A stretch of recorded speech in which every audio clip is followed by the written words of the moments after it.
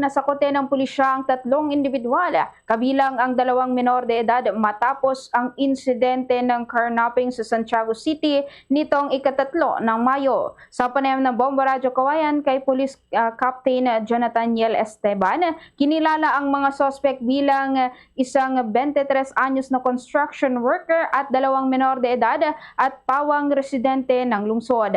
Kinilala naman ang biktima na si alias Dina, 24 anyos. Batay sa investigasyon, ipinarada ang motorsiklo ng biktima sa Vizcalang Street bandang alas 8:30 ng umaga at natuklasang nawawala makalipas lamang ang 1 oras. Natunto ng motorsiklo sa Barangay Patul kung saan naaresto ang mga suspect na aktual na may hawak nito at na-recover din ang isang Rusi motorcycle.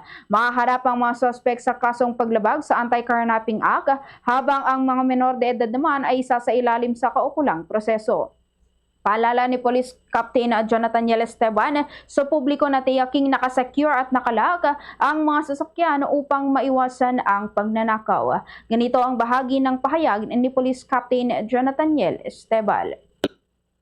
Nagagalak po namin ibalita, sir, na itong mga gumagawa nito, sir, is matagumpay na po nating na aresto at kanina lang na-inquest sila. Ang kasamang palad lang yung mga iba dito is mga minor de edad, sir.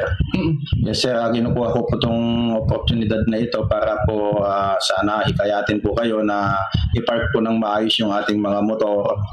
Kung mayroon po kayong mga space sa loob po ng mga bakuran ninyo, mas mabuti na lang mong ipasok kasi anytime po hindi natin alam, makamamaya sa hirap po ng buhay ngayon, sir, ay ma-attempt silang kumuha ng motor